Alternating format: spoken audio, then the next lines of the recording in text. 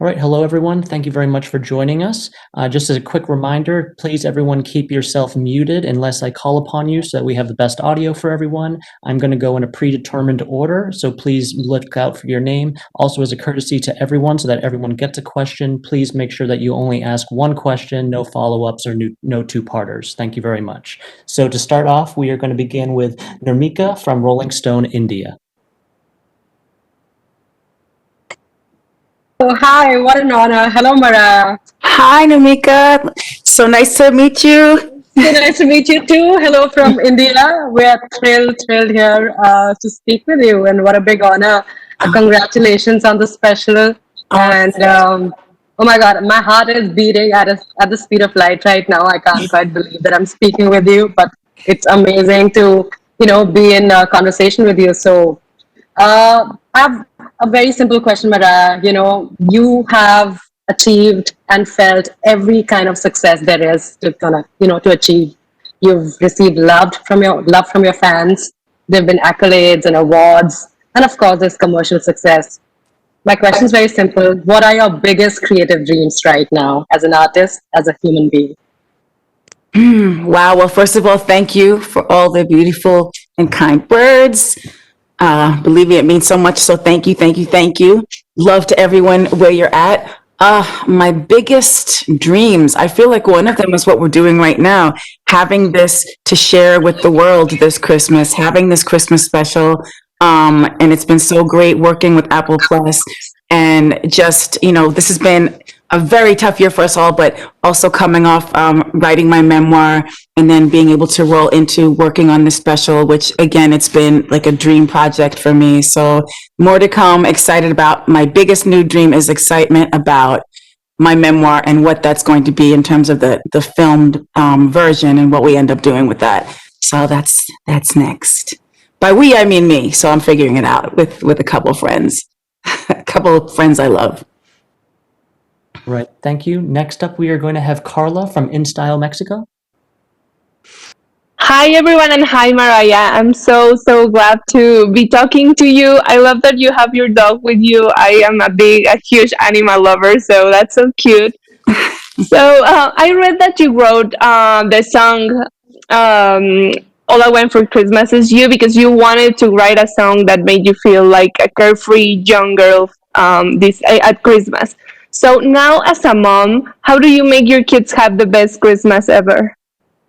Well, I always hope that they do have the best Christmas ever, and I really try. They actually gave me their Christmas lists yesterday, which were very large. So we're getting into that. But we have our traditions and our things that we do. And for me, it's at the end of the day, it's really about the spirit of Christmas. But we do everything from watch Christmas movies together, constantly listen to Christmas music to the point where I'm like, I hope I'm not overdoing this for them. Like, I don't want them to grow up and just be like, yeah, we did all that. She made us celebrate all the time. But the truth is, every time they bring something up to me, they're like, we can't wait for Christmas or we miss Christmas. And so I think this year of all years is going to be a lot of excitement for us all just to be celebrating. Thank you so much for the question. All right, next up, we are going to have Tomas from La Nacion, Argentina. Hi, Mariah. How are you? Good. I want to know. Yeah, great. I want to know, when do you realize that All I Want for Christmas Is You was such a phenomenon? Well, it's been an interesting journey with it. I wrote this song so long ago. It's the first Christmas song that I ever wrote. And I actually I feel like I grew into loving the song more. I've said this before, but as time has gone by, I've really appreciated the song and appreciated, because I feel it every time I write a song, it's a gift. You're getting this gift from the universe, and it's really just something that I'm so grateful for the ability to do, is write songs. But this one in particular, All I Want for Christmas Is You, people really have connected with it in a way that I never knew was going to be like this. So it's just it's my Christmas gift. Next, we're going to have Jose from Chile. Hi, Mariah. How are you? Hi, Jose. Nice to meet you. Nice to meet you too. How was the experience of singing with artists so much different, like Ariana Grande or Snoop Dogg, for example? I'm sorry, I didn't understand the first part of the question. How was the experience with Oh, singing with artists like Ariana Grande or Snoop Dogg? well, two totally different scenarios. Yeah. I think what happened was we were all excited about the collaboration with Ariana and J Hud, which is my song "Oh Santa." So that required a little bit more of me as a producer, structuring the song for three voices rather than just for me, and really kind of taking the opportunity to have fun with it and play. And visually in the special, it's so fun. Snoop surprised me at the last minute, came to the shoot. He was like, I really want to do something for the kids for Christmas. I wasn't even realizing, like, you just have to watch the special and how he came through and what he did and why I'm obsessed with this Christmas moment with Snoop in particular. But that's a whole nother story. Next up, we're going to have Gautam from the Hindu in India. Hi, Mariah. It's great to be here. How are you doing? I'm good. I'm good. Nice to meet you. The same here, Mariah. So my question is, at the end of this year, when we've had the pandemic and it's been such a crazy year for everybody across the world, how much do you think the world needs Christmas and a special like this to kind of cheer everybody up? Was that the motive of doing this with Apple, your Christmas special?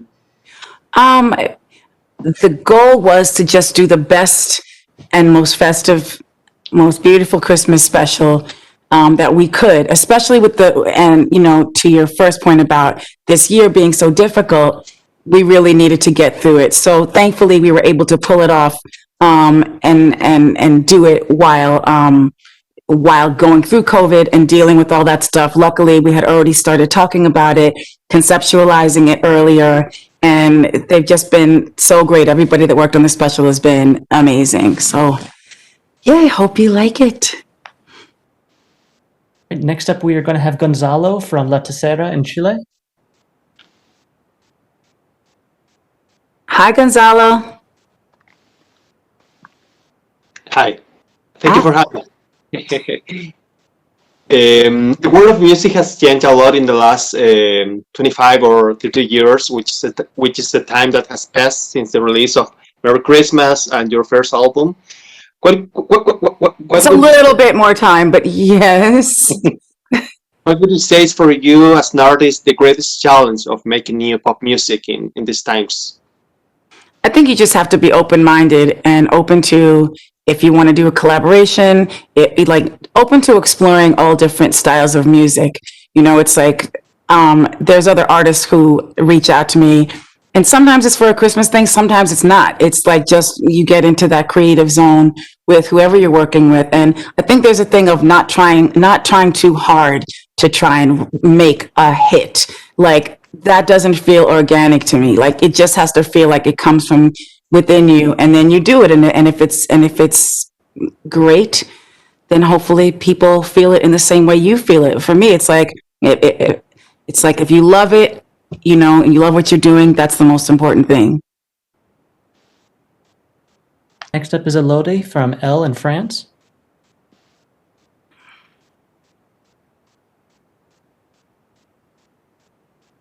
I'm just trying not to talk over you, Elodie. You released an autobiography and an album, The Rarities, and now this Christmas special. And you've been known for being the Christmas queen for years. Everyone associates you to Christmas. So is it a time of reflection and nostalgia? Because it seems like there's a lot from the past coming right now. Yes, it's definitely, thank you for the question. It's definitely nostalgic for me. Everything is like for the nostalgia, because we live these times in our life. Like you mentioned, my autobiography, my memoir, it's really brought me to a different place just as an artist. And I think that going through that creative experience, writing, working so intensely on the project for 3 years, with my collaborator, Michaela Angela Davis, we really, really worked hard on it. And I think that all of that, just being in that that space created this moment for me to be like, okay, let's dive into the special, like dive into this Christmas special and really make it a magical Christmas special that we can all be proud of and everybody can feel like their spirit is lifted by the experience. Next up, we're going to have Elizabeth from Mexico. Hi, nice to meet you. Hi, nice to meet you, Elizabeth. Well, as a queen of Christmas, how do you imagine New York without celebration, without people in the streets on Christmas and New Year's Day? Well, that is something we experienced in New York, really. Like, I didn't go anywhere. I went for one walk and it was like 3:00 in the morning.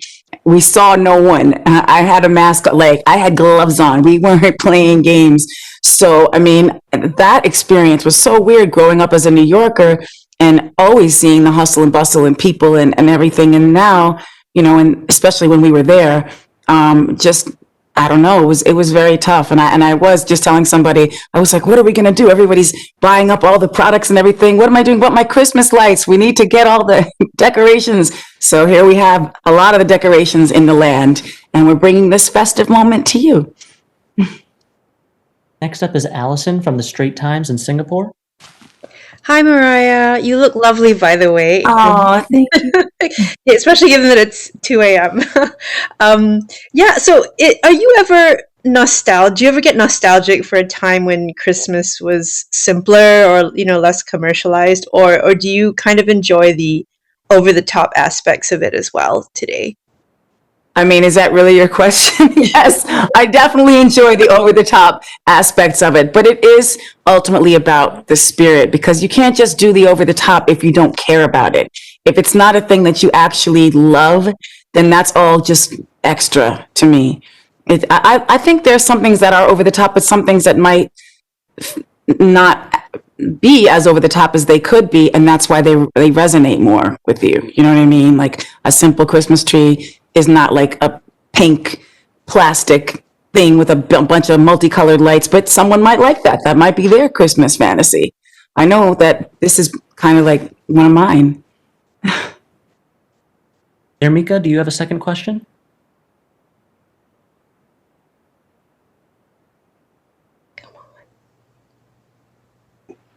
Hello? Hi. Hi. Hi, can you hear me? Okay, great. Awesome. Yes, I do.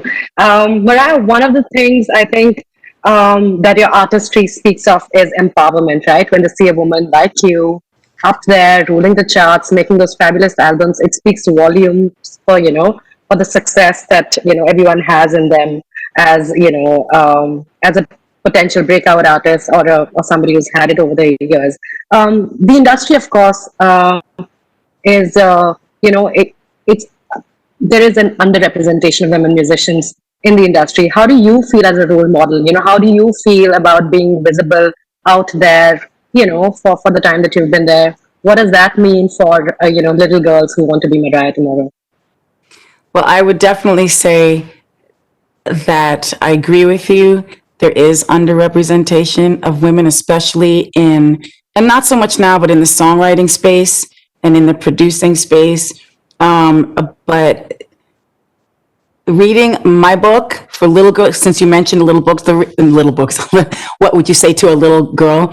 And it's like the goal of writing my memoir was to emancipate my inner child. And I wanted that little girl who felt scared and shy and alone and really just neglected in a lot of ways.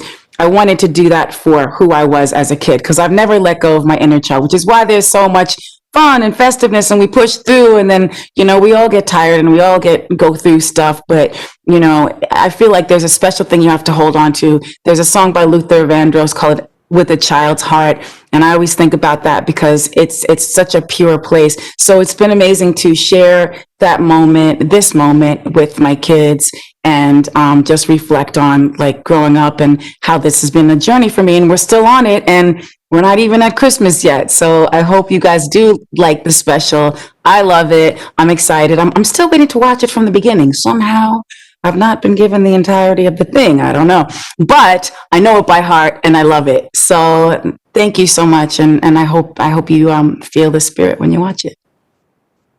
Carla, your second question. Thank you so much. So talking about your childhood, what has been the most significant Christmas present you have received, and what is the greatest present that you have given? I don't know. I don't know the answer. Like the song, All I Want for Christmas Is You. I literally say, I don't care about the presents underneath the Christmas tree, because it's not the point of the present that you get. Sure, we all want diamonds, but but it is, for me, it's about the spirit. Now, that doesn't mean if someone doesn't get me something or give me something or make something for me, that I won't feel a little bit sad, like, oh, they didn't even like make an attempt. But really, it's not about the grandeur, all of it. We love that. We love it. But it is about the spirit for me. Tomas?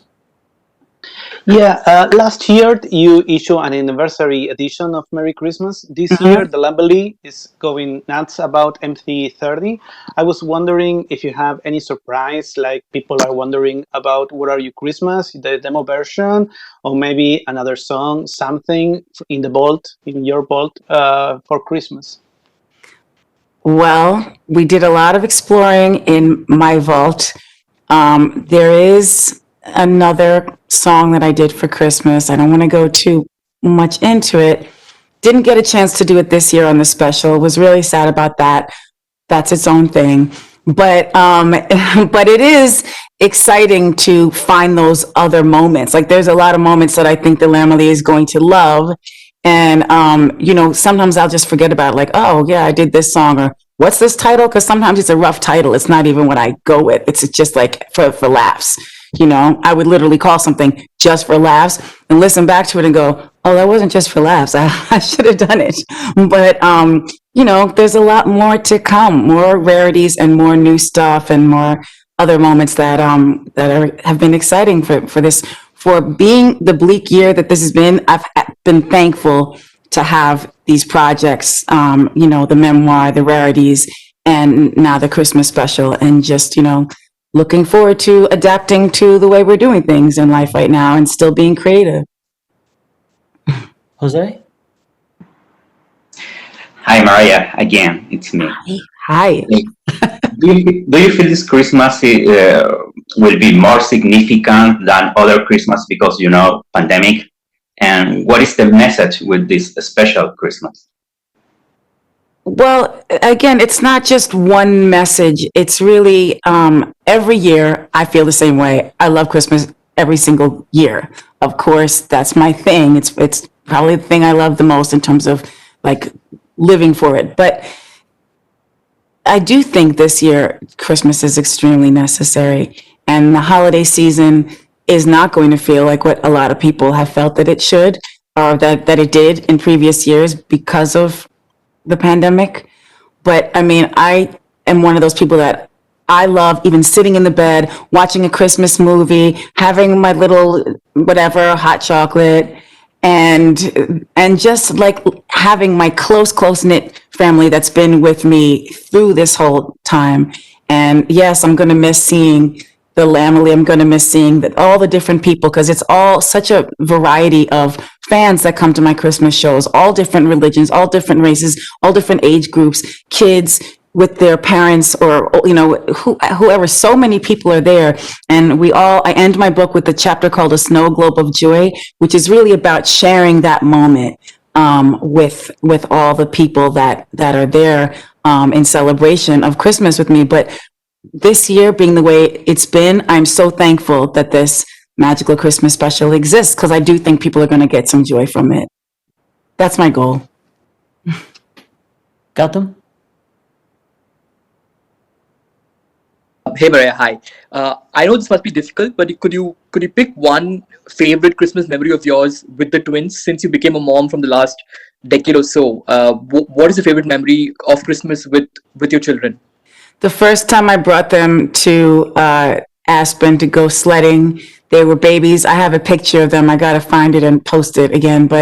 And they're in these little, like the bunting where it covers their whole body. and they're in red, and well, it's kind of red. It's more towards pink, which isn't necessarily my favorite Christmas color, but they're in their little red and green ensembles, and they're on their sleds, and we're pulling them on the sleds, and I just always remember that moment because they didn't know what was going on, but we have that picture forever. So, Gonzalo? Right. In this Christmas special, you share with Ariana and Michael Mitchell Harris. One of them has been around for a decade, and the other is just beginning. What do you think about the fame and media attention that artists like Ariana face compared to what you're experiencing in the 90s? well, don't pigeonhole me to an era, first of all, please. Meaning I went through so many ups and downs since first releasing my first album back then, and then having to climb up, and you can read about this in the book, so I don't want to shortchange the story, but going through and coming back around for like the emancipation of Mimi during the mid 2000s, having We Belong Together become this major hit, I think Billboard called it the song of the decade, so that was 2 in a row. And then thinking about last year, I'm not mentioning a lot of albums, but thinking about what the fans did for All I Want for Christmas Is You last year, when it reached the top spot on the Billboard Hot 200, which is an amazing feat to happen over all this span of time. So what I focus on is not the celebrity of it all. Like, yeah, we all love to be glamorous, and that's fun, and I play around with it, but it's the art. I love making music. I love making albums. So the other, and I love other creative things. Like I've had fun, acting and working with different people that, I was able to overcome the mess that was glitter and go into Precious and have that moment and explore that side of my creative self. So I think, there's a lot of scrutiny that happened to me earlier on that most people couldn't handle, because today there's a scandal, and then there's another scandal by somebody else. They want scandals. They create scandals. I'm not mentioning one person and saying they create scandals, but a lot of people do it now because of the attention, whereas I was literally running from it. But, that's that. And now we can, as artists, I think it's a bit easier because you can kind of create your own narrative. You can control your own narrative a lot better now. At least I feel that I can. Lode? Thank you.